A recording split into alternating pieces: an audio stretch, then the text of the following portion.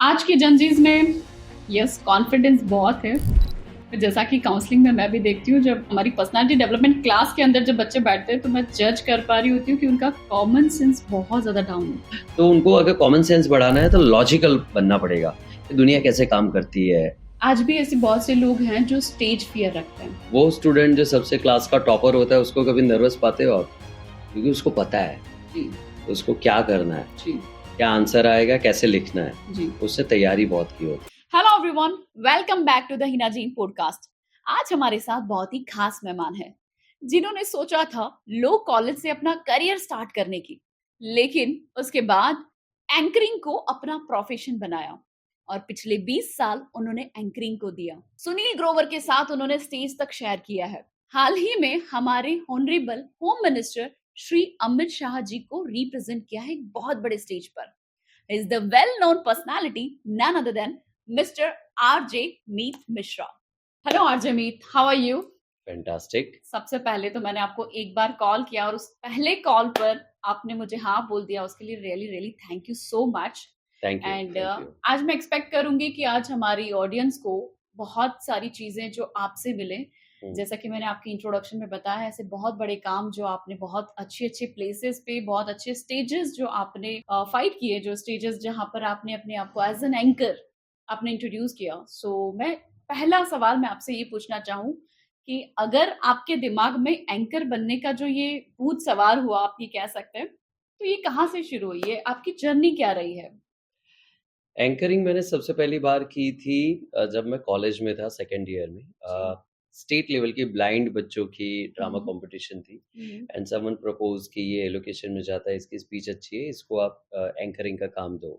So first time था जब मैंने एंकरिंग किया था। तब उस कंपटीशन के जो जज थे, he called me and asked me कि देख, ये बहुत बड़ा करियर है, इसमें तू फ्यूचर सोचना अपना, ये बहुत बड़ी लाइन है। मैंने कहा ठीक है सर। तो एक बात होती है जो आप ज़हन में रख के फिर कहीं भूल जाते हो। हाँ ठीक है, फ्यूचर में ये आइडिया बॉक्स में रखो, फ्यूचर में काम लगेगा। देन व्हाट हैपेंड कि मैंने जब रेडियो जॉइन किया, so I got challenge from someone कि इससे नहीं होगा। सो आई सेड ओके, ठीक है। तो फिर मैंने वो स्टार्ट किया एंड उसके बाद रेडियो में भी जब चैलेंज था कि रेडियो जॉकी इसको क्यों बनाया गया, ये फील्ड का है ही नहीं, ये एंकरिंग नहीं कर पाएगा एंड ऑल्सो मैंने वो हर चीज़ में अपने आप को काबिल बनाया एंड फिर प्रेजेंट किया। सो सबसे अच्छी लंबी इनिंग भी मैंने ही खेली। उस पायलट टीम में का मेंबर मैं ही था जिसने सबसे ज़्यादा रेडियो में काम किया और एंकरिंग में भी अपना जलवा जो है वो बताया, बनाया। आज ओके, कामिल हूँ उसमें। राइट। सो मीत, मुझे कई बार ऐसा लगता है, जब मैं भी कॉलेज में थी ना, जब इंजीनियरिंग की स्टडी कर रही थी, तो उस टाइम पे मेरे दिमाग में भी बहुत सारे ऐसे करियर्स जो हमारे पेरेंट्स हमें बताते हैं, एंकरिंग हो गया या स्पोर्ट्स हो गया या कुछ ऐसा फील्ड जो कि हमारे करियर में नहीं आता। राइट, तो मैं आपसे ये पूछना चाहूंगी कि जैसे आपने सोचा एंकरिंग के बारे में, तो कहीं ना कहीं तो आपकी फैमिली अपोज करी होगी। नहीं, मेरी फैमिली ने कभी अपोज़ नहीं किया ओके। एंड पापा की जनरेशन के पेरेंट्स का सबसे अच्छी बात ये थी, हम्म पढ़ रहा है ना, पढ़ने दो। हम्म कितना पढ़ रहा है, क्या मार्क्स ले रहा है, क्या परसेंटेज आया है, कौन-सा क्लास आया है, उसके साथ उनको इतना लेना-देना नहीं रहता था। ओके। मेरे पापा की तो ख़ासियत ये थी, पापा ने कभी नहीं पूछा तेरा कौन-सा क्लास आया, पापा को यही था बस पढ़ रहा है ना, पढ़ने दो। हम्म एंड मुझे तो प्रोफ़ेसर बनना था। सो मैंने तो तैयारी भी वैसे ही की थी कि मुझे प्रोफ़ेसर बनना है, बट गुजरात गवर्नमेंट का जो उस टाइम पे रूल आया कि भई 16,000 पर मंथ वाले सैलरी बेस पे हम रखेंगे प्रोफ़ेसर को। आई हम्म, सेड नहीं भाई, मेरे से नहीं पोसाएगा, मैं ओके। प्रोफ़ेशनल हूँ, मुझे ज़्यादा पैसे चाहिए। हम्म सो मैंने वो काम नहीं लिया and then I chose my another option कि साइकोलॉजी किया था तो चलो काउंसलर बनते हैं, उसमें ज़्यादा पैसे मिलते थे उस टाइम पे, तो मैंने काउंसलर बना। हम्म उसके बाद रेडियो का ऑडिशन आया, तो ऑडिशन पास करके फिर रेडियो जॉकी बना। हम्म, फिर तो उसी में करियर मेरा आगे बढ़ता गया। सो ओके पेरेंट्स ने कभी अपोज़ नहीं किया, पेरेंट्स आर ऑलवेज़ हैप्पी कि ये जो भी कर रहा है अच्छा ही कर रहा है, इसको करने दो आप। ओके। सो स्टार्टिंग में इस करियर में मुझे ऐसा लगता है जहाँ स्टार्टिंग में थोड़ा तो स्ट्रगल रहता है, लाइक फाइनेंशियली टर्म में आप ले सकते हो, या जब आप अपनी लाइफ को सेटल करने के बारे में सोच रहे हो, तो उस टाइम पे तो लगता है यार एंकरिंग मतलब एक छोटा सा, मतलब आप समझ सकते हो कि आज की जो जनरेशन है वो इसे कुछ अलग तरीके से लेती है। राइट, तो एंकरिंग का जो ये पार्ट है, मैं आपसे समझना चाहूंगी कि क्या ये आज की जेन जीज के लिए क्या ये एंकरिंग अच्छा करियर हो सकता है? यस, डेफिनेटली हो सकता है, बट बतौर अब उनके लिए हमारे लिए प्लस पॉइंट ये था कि हमारे टाइम पे एंकरिंग का इतना बड़ा स्कोप नहीं हुआ करता था।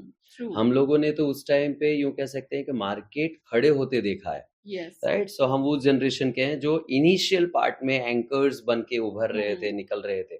सो हमने वो दौर देखा है जब हमने ₹800 के लिए भी एंकरिंग की हो, यस। ₹2000 के लिए भी एंकरिंग की करेक्ट। हो। अब इनके लिए चैलेंज ये है कि हम लोगों ने एक माइलस्टोन सेट किया है। जी। एंकरिंग ऐसी होती है, हुँ। एंकर ऐसा होता है। तो हुँ। वो जो माइलस्टोन हमने जो सेट किया है, उसमें उनको खरा उतरना है। जी। अब उस टाइम पे हमारा माइनस पॉइंट ये था कि इन्फॉर्मेशन के इतने रिसोर्सेज़ हमारे पास नहीं रहते थे। जी। सो हमें तो किताबें पढ़नी पड़ती थी, हुँ। मैगज़ीन पढ़नी पड़ती थी, यस। शेरो-शायरियाँ पढ़नी पड़ती थी। आज इनके पास प्लस पॉइंट ये है कि सब कुछ इवन चैट जीपीटी को बोलेंगे कि फलाने फंक्शन के लिए स्क्रिप्ट बना दो, तो वो बना देगा। जी। बट वहाँ पे फिर आता है आपका कॉमन सेंस। जी। जो कहते हैं ना नकल में भी अकल होनी चाहिए, वो वाली चीज़ है। सो वो ये चैलेंज तो है उनके लिए और ये जनरेशन का प्लस पॉइंट ये है कि ये जनरेशन बहुत कॉन्फिडेंट है। हुँ। जो हमारे टाइम पे क्लास चलते थे, हुँ। कॉन्फिडेंस वधारो, हुँ। ये करो, वो हुँ। करो, वैसे क्लास होते थे। इनके लिए वो क्लास की ज़रूरत नहीं है कि आप आत्मविश्वास बढ़ाने के क्लास जॉइन करो। पर इनका माइनस पॉइंट ये है कि बेसिक जो इनका क्लियर होना चाहिए, जी। वो नहीं है और उसमें इनके लिए तो बहुत दिक्कतें हैं। मैं बताऊँ कि व्हाट्सएप पे इतनी सारी चीज़ें आती हैं, रील में इतनी सारी चीज़ें आती हैं। अब कौन कितना ऑथेंटिक कह रहा है, हुँ। वो जज कैसे कर पाओगे आप? जैसे जी। किसी ने एक रील बनाई कि भाई हमारे पुरुषार्थ ये हैं, पर वो कहाँ पे लिखे हैं? वो रेफ़रेंस क्या है? हुँ। कहाँ पे पहली दफ़ा लिखा गया था? वो ढूँढने के लिए भी आपको एक काबिलियत चाहिए। जैसे ओपन बुक एग्ज़ाम होती है, जी। तो वो ओपन बुक एग्ज़ाम उनके लिए ज़्यादा ईज़ी है जिसने बुक पढ़ी हो। बढ़िया। जिसने पढ़ी ही नहीं है उसको क्या पता होगा कौन से पन्ने पे वो आंसर होगा। ट्रू। तो वो जो बेसिक क्लियर नहीं है, तो हुँ। उसकी वज़ह से दिक्कत आती है। दूसरा इंडिया में कॉमन सेंस एक सबसे बड़ा फैक्टर है, जो ट्रू। बहुत कम लोगों में पाया जाता है कि આ कॉमन सेंसની વાત છે, राइट? जी। सो वो एक चीज़ बहुत ज़रूरी है। दूसरा आप मेंटर किसको बनाते हो? जी। वो भी बहुत मायने करता है आज के ज़माने में। सो अगर मेंटर ही आपका वैसा है कि जिसने मतलब जिसकी खुद की काम की इतनी तरक्की ना हो, तो वो आपको क्या ही सिखाएगा कि जी। किस तरह से वो आपको आगे बढ़ाएगा। सो वो एक मम्मी हमेशा कहती थी कि जो चीज़ जितनी स्पीड में आगे बढ़ती है ना, वो चीज़ उतनी ही स्पीड में वापस भी आती है। जी। ये रिवर्स पूरा स्प्रिंग हाँ। वाला केस है कि जितना उछल के जाओगे उतना ही उतना चल ही के नीचे चल भी के आओगे नीचे आप। फास्ट तो मम्मी ने वो कहा था मैंने ध्यान में रखा था, तो मैं धीरे-धीरे ही आगे बढ़ता हूँ। मुझे कोई हुँ। स्पीड नहीं है। सोशल मीडिया पे मेरे फॉलोअर्स अभी जाके 19,000 हुए हैं। मैं कोई यस। जान नहीं देता, तेल लेने जाए। ओके। मैं सोशल मीडिया फॉलोअर्स से ज़्यादा मेरे सोशल फॉलोअर्स जो हैं, उन पे ज़्यादा फ़ोकस करता हूँ जी। कि मैं लोगों को मिलूँ, लोगों से बातें करूँ, उनके जेस्चर समझूँ। शादियों में जाऊँ तो कोई कैसे डांस कर रहा है वो देखूँ, कैसे खाना खा रहे हैं, कैसे बातें कर रहे हैं, पंडित बोल रहा है तो कैसे बोल रहे हैं, ये सब चीज़ें मैं देखूँ। This is my learning, this is my total lessons जो मुझे सबसे ज़्यादा काम लगता है लोगों के साथ काम करने में। That's truly nice. मतलब जैसा कि आपने बताया, आज की जनजीज़ में यस कॉन्फिडेंस बहुत है। फिर जैसा कि काउंसलिंग में मैं भी देखती हूँ, जब बच्चे सामने बैठते हैं, हमारी पर्सनैलिटी डेवलपमेंट क्लास के अंदर जब बच्चे बैठते हैं, तो मैं जज कर पा रही होती हूँ कि उनका कॉमन सेंस बहुत ज़्यादा डाउन होता है। राइट, तो ये कॉमन सेंस के लिए आपके पास कुछ ऐसा एक्टिविटी या फिर ऐसी कुछ सजेशन जो आप देना चाहेंगे? देखिए, जब मैंने आर्ट्स लिया था ना जी। स्कूल में 11वीं में तो like everyone suggested my father, हुँ। पंडित जी लड़के को उठा लो, जी। कुछ नहीं होने वाला। हुँ। आर्ट्स लिया है, इंग्लिश भी नहीं है, क्या ही करेगा ये जीवन में? ओके। तो एक दफ़ा ऐसे ही मैं किताब पढ़ रहा था स्कूल की। मैं पढ़ने में उस टाइम पे मेरा 10वीं में मेरी अकल खुल गई कि भाई हुँ। ये अपने को ऐसे नहीं चलेगा, अब थोड़ा तो मैं पढ़ रहा था और आर्ट्स में भी मैं साइंस जैसी तैयारी करता था। हुँ। तो एक भंगार बेचने वाले अंकल वो तो हम हुँ। वो नुक्कड़ वाले घरों में रहते थे हुँ, जो हुँ। छोटी-छोटी गलियों वाले घर जी। होते हैं उसमें। तो वो आया और वो कहता है, "पंडित क्या करता है लड़का?" कहता है, "आर्ट्स पढ़ रहा है।" तो उसने सीधा पूछा, "अंग्रेजी है?" कहता है, "नहीं है।" तो उठा लो यार क्या ही फ़ायदा। तो मैं थोड़ा मुफ़्फ़ट हुआ करता था घर में और अभी भी हूँ। तो मैंने अंकल को इतना ही पूछा, "अंकल आप कितना पढ़े हो?" कहते हैं, "मैं तो कुछ नहीं पढ़ा।" मैंने कहा, "अनपढ़ हो तो गँवार जैसी बातें मत करो। मैं पढ़ रहा हूँ, 11वीं पास हूँ, मुझसे ज़्यादा पढ़े हो तो ही मुझे सलाह देना।" तो हुँ। उसको बहुत बुरा लगा था कि पंडित ये तो आपका बेटा कितना मुँहफट है, कैसे आगे हुँ। बढ़ेगा एंड ऑल। हुँ। मैं ऐसा मानता हूँ कि अगर वो अंकल को मैंने उस टाइम पे डाँट नहीं लगाई होती, तो किसी और बच्चे का मोरल वो तोड़ नहीं रहा होता। अब अगर कोई और पैरेंट हो, कोई और बच्चा हो और वो बात मान ले और पढ़ाई छोड़ दे, जी। तो उसका तो पूरा करियर तबाह हो जाएगा।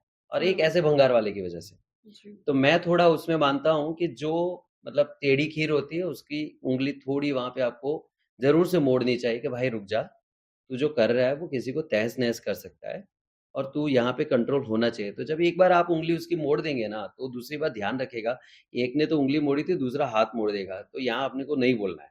ट्रू। मैंने उस टाइम से ही पढ़ाई पे पूरा फ़ोकस किया था एंड आर्ट्स में मुझे एक चीज़ बहुत अच्छी पढ़ने को मिली, वो थी लॉजिक। हुँ, लॉजिक जो है वो आपको सिखाता है कि दुनिया कैसे काम करती है। जी। इसके पीछे का लॉजिक क्या है? इसने हुँ, ये किया तो क्यों किया? हुँ, वो पूरा समझने का मौका वहाँ मिलता है लॉजिक में। तो जी, उसकी वजह से मुझे ये कॉमन सेंस का फैक्टर बहुत आया जी। कि ट्रेन में लोग जाते हैं तो हुँ, कैसे बैठते हैं, कैसे ट्रेन पकड़ते हैं, हुँ, टिकट लेने जाएँगे तो कैसे जाएँगे, क्या उनका हाव-भाव होगा, हुँ, कैसे खड़े रहेंगे, हुँ, उस टाइम पे उनकी मेंटल सिचुएशन क्या होती है, सब छोटी-छोटी चीज़ें आपको लॉजिक सिखाती है। हुँ, तो उनको अगर कॉमन सेंस बढ़ाना है तो लॉजिकल बनना पड़ेगा, कि दुनिया कैसे काम करती है, कितने सेकंड लगते हैं ये सिग्नल से वो सिग्नल में पहुँचने में आपको। ये जब आप लॉजिकल ढूँढना शुरू करते हैं ना, तो आपका कॉमन सेंस फैक्टर अपने आप एक्टिवेट हो जाता है। यस यू कैन शायद मैं ये थोड़ा-सा कर पाऊँ कंपेयर। अगर हम कहीं पे पहुँच रहे हैं ना, तो बीच में हमारा मोबाइल फ़ोन होता है, हाँ, जहाँ हम लोग सिर्फ़ इंस्टाग्राम की रील्स को स्क्रॉल कर रहे होते हैं। सो आज की जनरेशन जो है, वो सिर्फ़ और सिर्फ़ मोबाइल फ़ोन के अंदर है, सोशल मीडिया के अंदर ज़्यादा है, चैट जीपीटी से सारी चीज़ें ढूँढ लेती है और अपना खुद का दिमाग कुछ भी चाहिए आपको, कुछ भी। जैसे कि आज का जो ये पॉडकास्ट था, ठीक है? इसके लिए मैंने कोई चैट जीपीटी नहीं किया था। बिकॉज़ सामने वाला गेस्ट किस टाइप का है, कौन है और उससे रिलेटेड क्या क्वेश्चंस हो सकते हैं। हमारे हर पॉडकास्ट के अंदर भी ये चीज़ हम ध्यान रखते हैं कि जो बात चल रही है उसके ऊपर कुछ क्वेरीज़ खड़ी हो, राइट? जो आपने बताया कॉमन सेंस का जो एक फैक्टर बताया, ये हमारा कोई चैट जीपीटी से नहीं आया कोई क्वेश्चन था, राइट? तो ये बहुत ज़रूरी हो जाता है कि आप कॉन्शियस रहें। कहीं पे भी आप जा रहे हैं, कुछ भी कर रहे हैं, तो वहाँ पे आप प्रेज़ेंट रहें। हुँ, राइट, ना इन फ्यूचर ना पास्ट या फिर क्या दूसरों की जिंदगी में चल रहा है उसके ऊपर फोकस कम रख करके अपनी लाइफ के बारे में थोड़ा कॉन्शियसली अगर आप सोचेंगे तो शायद आप लॉजिकली ज्यादा परफॉर्म कर हुँ, पाएंगे। हुँ, हुँ, राइट, सो आपका कहने का मीनिंग जिस हुँ, तरीके से था, हुँ। फाइन। सो ये एक कॉमन सेंस फैक्टर जो आपने बताया कि आज की जेनजीज को कॉमन सेंस पे थोड़ा फोकस करने की जरूरत है। And second thing. Base clear नहीं है। बेस क्लियर से मतलब ये होता है कि जैसे आप मैं अगर आज मैं बात करूँ कि मैं गीता जयंती पे मुझे एंकरिंग करनी है, तो मुझे गीता ग्रंथ जो है उसका बेसिक तो पता होना चाहिए ना। जी। उसको लेकर मैं ट्रू। हवा में तो तीर नहीं मारूँगा ना। दूसरा, मेरा जब मैं वहाँ पे नॉलेज भी शेयर करूँगा तो उसमें भी एक विनम्रता होती है। जी। कॉन्फिडेंस, ओवर कॉन्फिडेंस, आत्ममुग्धता ये सब चीज़ें जो होती हैं वो बहुत अलग लेवल पे ले जाती हैं आपको। कुछ चीज़ों को प्रेज़ेंट करने का भी अपना एक तरीका होता है। जब आपको पता है कि आपको 5 ही ग्राम पता है तो आप हमेशा 1 ग्राम का ही गुरूर वहाँ पे रखिए। वहाँ पे फिर वो 50 ग्राम का गुरूर कभी नहीं दिखाना चाहिए। मैं ऐसा मानता हूँ कि उनका बेसिक जो है वो बहुत क्लियर नहीं है। जैसे मेरी जनरेशन का प्लस पॉइंट ये रहा कि हमने रामायण पूरी देखी, हमने महाभारत पूरा देखा, हमने श्री कृष्ण का पूरा जीवन देखा। जी। हमने बहुत सारी ऐसी चीज़ें देखी कि किस तरह से फैमिली में एक साथ जुट के कैसे रहना है, वागले की दुनिया देखी, हम 5 देखे। सब वो ऑर्गेनिक वे में जो चीज़ें बनती थी, वो सब चीज़ें देखी हमने। बहुत प्यारी सीरीज़ आती थी जिसको हमने डिस्कवरी ऑफ इंडिया पे पूरी बनी हम्म, थी, वो देखी थी हमने। हम्म, तो ये सब बेस था हमारा जो हम्म, बनता गया, पता चला। फिर मैंने जब 11th में पढ़ाई की तो इंडियन हिस्ट्री, इंडियन कल्चर ये सब पे पूरा आता था पढ़ने को ट्रू। आपको, इकोनॉमी पे आता था पढ़ने हम्म, को, फिर नागरिक शास्त्र ये सब चीज़ें डीपली आपको सोशियोलॉजी जो है वो पूरी समझने को मिली कि समाज कैसे काम करता है। जी। लोगों के मन में भाव कैसे आते हैं, वो यस। सब लॉजिक जो है वो उसमें ढूँढने को मिले, तो ये सब चीज़ें इन्वॉल्व होती गई। अब ये सब कैसी बातें पता है इससे आपका एक एक्स्ट्रा रीडिंग भी होना चाहिए। आज के बच्चों के लिए प्लस पॉइंट ये है कि जो किताब आप पढ़ नहीं सकते, कोई बात नहीं सुन तो सकते हो। जी। आज कोई ना कोई बैठ के वो पूरी किताब का सिनॉप्सिस आपको पूरा रिकॉर्ड करके दे रहा है। जी। सुन तो लो, मतलब हम्म। वो दे रहा अरे! इतनी इतनी अच्छी बात है कि आपको अगर लग रहा है कि वो धीरे-धीरे बोल रहा है तो स्पीड बढ़ा के सुन लो।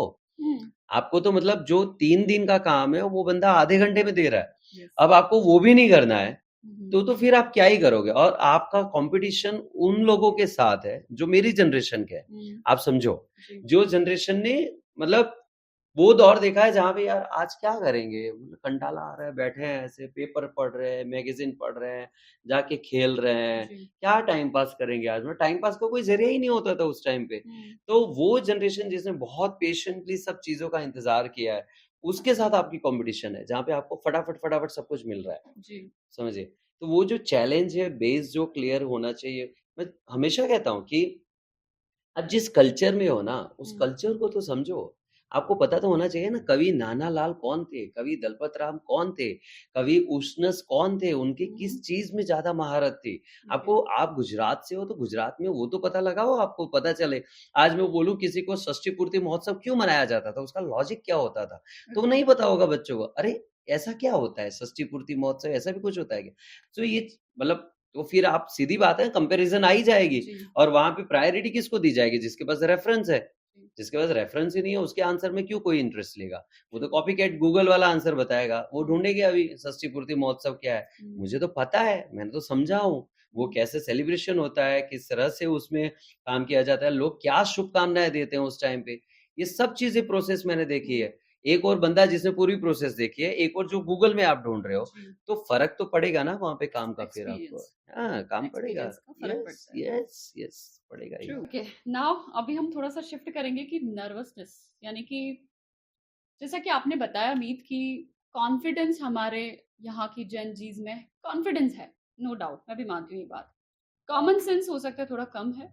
बेसिक जो उसको क्लियर होना चाहिए कि मुझे क्या परफ़ॉर्म करना है, कहाँ जाना है, मुझे उसके बारे में पूरा नॉलेज होना चाहिए, वो एक्सपीरियंस जो मुझे होना चाहिए, शायद उसका भी नॉलेज उसको कम हो। लेकिन कॉन्फिडेंस कई बार बहुत अच्छा होने के बाद भी, आज भी ऐसे बहुत से लोग हैं जो स्टेज फ़ियर रखते हैं। लाइक स्टेज पे जाते ही नर्वस हो जाते हैं। सो मैं एक आपने जैसा कि अभी बहुत बड़ा शो जो मैंने आपका देखा अभी आपने सोमनाथ के अंदर भी जैसे हाँ। हमारा गवर्नमेंट का कोई प्रोजेक्ट था उसके ऊपर आपने एज एन एंकर आपने वहां पे हुँ, वर्क हुँ। किया। सो वो क्या प्रोजेक्ट था और आप क्या नर्वसनेस आपको भी थी वहां पर? देखिए इसमें कैसा होता है पता है? जी, एग्ज़ाम में आप जब जाते हैं, जी। तो आप कब ज़्यादा नर्वस होते हैं? ऑब्वियसली जब मुझे पता है कि थोड़ा-थोड़ा आता है मुझे और पूरी तरह से मैं कॉन्फिडेंट नहीं हूँ कि हाँ, मैं बहुत अच्छे से लिख पाऊँगी, शायद प्रैक्टिस मेरा कम होता है। ठीक है। और वो स्टूडेंट जो सबसे क्लास का टॉपर होता है, उसको कभी नर्वस पाते हो आप? नहीं, वो बहुत कॉन्फिडेंट होता है। क्योंकि उसको पता है, जी, उसको क्या करना है, जी, क्या आंसर आएगा, कैसे लिखना है। जी, उसने तैयारी बहुत की होती है। जी। सो कभी भी कोई भी चीज़ में आपका रिहर्सल जो है ना, हुँ, वो आपको बेस्ट बनाता है। यस, सो हमेशा मैं आज की डेट में भी जी, जब तक मुझे क्लाइंट मिलेगा नहीं, मैं तब तक जी। उसका शो नहीं करता। हुँ, भले उस शो के पहले ही मिले और ओके। 15 मिनट उसका खून पी जाऊँगा मैं, हुँ, कि नहीं हुँ, मुझे मिलो आप। हुँ, मैं बिना मिले मैं नहीं जाऊँगा। ओके। अब आप जब नरेंद्र मोदी स्टेज पर हो, जब आप अमित शाह स्टेज पर हो, तब जी, आपका एक अलग ही मतलब पाँव काँप रहे हों। पर वहाँ पे मैं बहुत क्लियर रहता हूँ। मैं तैयारी इस तरह से करके जाता हूँ कि मैंने जो लिखा है, हुँ, मैं वही पढ़ूँगा। हुँ, अगर शायद मुझे एक्स्ट्रा बोलने का आया तो उसका एक्स्ट्रा शीट भी होगा। ओके, मैं उसी में से पढ़ूँगा। ओके। मैं अपना ज्ञान कहीं नहीं दूँगा। मैंने जो लिख के लाया हूँ, मैं जो तैयारी करके आया हूँ, मैं वही बोलूँगा। हुँ, हुँ, और उसको मैं अगले दिन आप मानोगे नहीं 20 से 25 बार, 50 बार मैं रिहर्स करता हूँ, ओके, जिसका फल मुझे दूसरे दिन स्टेज पे मिलता है। When I first time a, done the PMO show बहुत बड़ा होता है। जी, और उसमें मेरा नसीब देखो आप कि मैं पहला ही मेरा शो और उसमें 50,000 लोग सामने बैठे हैं ओके, और सबसे दुनिया की सबसे बड़ी कॉर्पोरेट ऑफिस बिल्डिंग का इनॉग्रेशन है। हुँ, यानी कि पूरी दुनिया भी देख रही है, सीएनएन, वीएनएन सब कुछ की नज़र वहाँ पर है यस, और उसकी एंकरिंग मैं कर रहा हूँ। जी, अब उसमें या तो मैं डर रखूँ सर का हुँ, हुँ, कि पीएमओ सर हैं, गलती हो जाएगी तो। मैं क्यों सोचूँ गलती हो जाए? मैं तैयारी करके आया हूँ, मैं आराम से ही करूँगा। हुँ, मेरा ये मैं ऐसे ही पढ़ूँगा। I was very sure that day. हुँ, ऐसा नहीं मैं ज़रा भी झूठ नहीं बोलूँगा। That day I was very sure कि आज मैं स्टेज कवर करके जाऊँगा। मैं ज़रा भी छोड़ूँगा नहीं। सो आई वाज़ वेरी फ्लोलेस मैं बहुत शांति से आता था। आप मेरा वॉकिंग स्टाइल देखिए उस टाइम पे। मैंने बहुत लॉजिकल चीज़ें उसमें अप्लाई की थी कि यस, गुजराती के बोलने आएँगे तो मैं गुजराती बोलूँगा, हिंदी के बोलने आएँगे तो मैं हिंदी बोलूँगा, ओके, नेशनल मीडिया को संबोधित करना है तो मैं हिंदी में बोलूँगा, फिर जब लोकल आना है तो मैं गुजराती में बोलूँगा। ये सब चीज़ें मैंने कवर की थी उसमें, ओके, क्योंकि मैं तैयारी के साथ आया था। जी। नर्वसनेस आपको तब आती है ना जब आप टोटली अननोन हो, आपको पता ही नहीं है क्राउड कैसा है, जी, ठीक है? ट्रू। जब आपको पता ही नहीं है क्राउड कैसा है, जब आपको पता ही नहीं है कि आपको करना क्या है, जब आपको पता ही नहीं है कि फ्लो क्या है, तो आपका नर्वस होना वाजिब है। तो आप इससे बेटर है ना आप तैयारी करके जाओ। जी। जब आपने तैयारी की होगी आप नर्वस ही नहीं रहोगे, जब आपने तैयारी नहीं की तो नर्वस होना बहुत, बहुत कॉमन है ये तो। That's true. जैसे आप आए थे यहाँ पे तो जितना कामली आप आए, बिकॉज़ मैं भी कम से कम अभी 5 से 6 मैंने भी पॉडकास्ट किए हैं। सो जो गेस्ट वहाँ सामने चेयर पे बैठते हैं तो मैं ये नोटिस करती हूँ कि वो कितना नर्वस है। तो कई बार सामने गेस्ट मुझसे ज़्यादा नर्वस वो हो रहे, बिकॉज़ वो मुझसे बड़े ही हैं सारे गेस्ट, ठीक है? लेकिन फिर भी उनका नर्वसनेस मुझसे कई गुना ज़्यादा होता है। पर आप जब आए हो यहाँ पर एंटर किया, जस्ट आई फेल्ट दैट कि आपका नर्वसनेस एकदम ज़ीरो है। आप ये हैंडल कैसे करते हैं नर्वस? सिंपल है। आप मुझे ये बताओ कि जी, आप घर पे किसी से बात करते हो, जी, तो कभी ऐसे बात करते हो, "और बताओ सब बढ़िया चल रहा है क्या? नहीं, और खाना कोई खिलाएगा?" चिल्लाते तो नहीं हो ना? नो, ऐसे ही बातें होती हैं ना। सिंपल, तो सिंपल सी बात करनी है उसमें नर्वस क्यों फ़ील करना है? जी, मैं आपको पूछूँ कैसे हो आप? सब घर पे बढ़िया है? जी, ओके, ओके, वेरी गुड। मैं स्टेज पे भी ऐसा ही हूँ। आज की डेट में कई एंकर्स ढूँढते हैं कि ये चिल्लाता नहीं है, शाउट नहीं करता है, एनर्जी नहीं दिखाता, ये चलता कैसे है? हुँ, मैंने कहा भाई कॉमन सेंस है, मैं इंसान की तरह बात करता हूँ, मैं ज़्यादा फालतू में चिल्लाता नहीं जी, या फिर मैं ज़्यादा एनर्जी जो फेक है, हुँ, जो आप फेक क्रिएट कर रहे हो, हुँ, वो कभी मैं शोकेस करता ही नहीं। मैं फेक हूँ ही नहीं इस मामले में, मैं क्यों शाउट करूँ? मैं तैयारी के साथ आया हूँ, मैं हुँ, जानता हूँ इस फैमिली को, जी, मैं जानता हूँ इस फैमिली के ट्रेडिशन को, मैं जी, जानता हूँ इनके घर में महिलाओं को बुलाना है तो कैसे बुलाना जी, है, मर्दों को बुलाना है तो कैसे बुलाना है, बच्चे कैसे बिहेव करेंगे, मुझे हुँ, पता है। तो मैं नर्वस क्यों होऊँगा जब मैं हुँ, फैमिली को जानता ही हूँ पूरी तरह से। वहाँ पे मुझे फ़िज़ूल में ज़्यादा एनर्जी दिखाने की क्या ज़रूरत? जो ज़रूरत ही नहीं है वहाँ पे। मतलब ज़रूरी थोड़ी है कि आप चिल्लाओगे तो ही कोई सामने वाला मतलब भूत की तरह वो ओझाई करने लगेगा और मतलब सामने कोई भूत आएगा, ऐसा नहीं होता।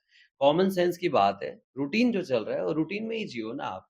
आर्टिफ़िशियल जब कोई चीज़ आप करते हो ना तो जी, वो चुभता है। जी, चाहे वो श्रृंगार में हो, जी, चाहे आप क्यों सोबरनेस को हमेशा अप्रिशिएट किया जाता है। जी, आपने कभी सुना है कि ही इज़ वेरी सोबर गाय यार मतलब, ट्रू, उसको हमेशा अप्रिशिएट किया जाएगा, ट्रू, ठीक है? बहुत स्टाइलिश है वो तो मतलब में, ट्रू, तो वो भी अप्रिशिएट किया जाता है, पर सोबरनेस की भी उतनी ही वैल्यू है, जी, जितनी स्टाइलिश होने की है। हुँ, पर स्टाइलिश होना भी ऐसा नहीं होता कि आप लाउडली बजो, चुभे आपको, वैसा नहीं होता। स्टाइलिश एक वो भी एक पसंद आना चाहिए। जी, जी, समझ रहे हो? ओके, तो नर्वसनेस मुझे नहीं आएगी क्योंकि मैं बहुत सिंपल सा इंसान हूँ, बहुत सिंपल सी चीज़ें हैं, लाइफ में हमेशा ईज़ी गोइंग रखने का। हुँ, हुँ। मैं हमेशा कहता हूँ, "हाँ, ठीक है, छोड़ो, जाने दो, हो जाएगा।" तो आपने बताया कि लाउड आप बोल रहे हैं कि ज़रूरी नहीं है कि एनर्जी पुट करनी है तो ज़ोर-ज़ोर से चिल्ला करके आप एनर्जी पुट करो। तो जनरली लोग करते, मतलब यूजुअली मैं भी कई बार मीटिंग में करती हूँ तो मुझे वो थोड़ा हर्ट कर रहा है कि आप ऐसा बोल रहे हो। बट सच में ऑडियंस सो जाती है। कई बार जो ऑडियंस सो रही होती है उसको उठाने के लिए आपको थोड़ा एनर्जी पुट करना पड़ेगा। आपका वॉल्यूम सामने वाले को अवेयर करता है कि यस वेयर एम आई, मतलब जो गुम जाता है कहीं, तो उसको अवेयरनेस देने के लिए शायद आपको एनर्जी पुट करनी शायद पड़े। आप ऐसी लाइनें बोलिए, ऐसे शब्द बोलिए, जी, इस तरह से बोलिए जी। ताकि उसका ध्यान जाए ही जाए कि हुँ, ये कोई आया है, यस। इसकी बात मैं सुनूँगा। मैं हुँ, जब भी एलोकेशन कॉम्पिटिशन में जाता था, तो लाइक आगे बहुत सारे बच्चे मोनोटोनस होकर जाते थे। जी। बट जैसे ही मैं बोलना शुरू करता था, वैसे ही सबकी नज़रें आती थी, ये कौन आया? हुँ, इसको देखो। जजेस हों या कोई भी हो, बात कर रहा हो, उनका अटेंशन जाएगा ही जाएगा बिकॉज़ वो बोलने का तरीका, वो प्रेज़ेंट करने की जी, स्टाइल, वो बहुत मायने करती है। जी। तो ज़रूरी नहीं है कि आप लोगों को चिल्ला के ही जगाएँ। हुँ, मैं तो जाता हूँ, एक लाइन बोलता हूँ, वैसे ही सबकी नज़र आती है, भाई कौन है ये? ट्रू। कहाँ से बोल रहा है? हुँ, इसको रुको अभी देखना पड़ेगा अपने को, हुँ, राइट? अब मैं थोड़ा इंटरैक्टिव रहता हूँ उनके साथ। जी। जैसे मैं ऑडियंस में ज़्यादा रहता हूँ, हुँ, स्टेज पे कम रहता हूँ। हुँ, सो ऑडियंस में घूमता हूँ और बताइए चाची जी सब घर पे मज़े में हैं? अरे वाह, वाह! क्या बात है मतलब सही है, सही है। ठीक है, अरे बच्चे बैठ जाओ क्या कर रहे हो? मतलब जैसे वो घर पे कोई बंदा चल रहा है और सबको अटेंटिव बना रहा है, मैं वैसे रहता हूँ। तो आपकी बात जो है वो कहने का तरीका, जी। आपकी बात में जो जो चीज़ है, हुँ, वो ऐसी होनी चाहिए कि लोग ध्यान देंगे ही देंगे और मेरा बहुत सिंपल फ़ॉर्मूला है। मैं जो बात बता रहा हूँ बड़ी प्यार की है। जी। अगर आपको नहीं सुनना ठीक है, इसमें तुम्हारा घाटा मेरा कुछ नहीं जाता। हुँ, क्योंकि मैं जो बात लेकर आया हूँ बहुत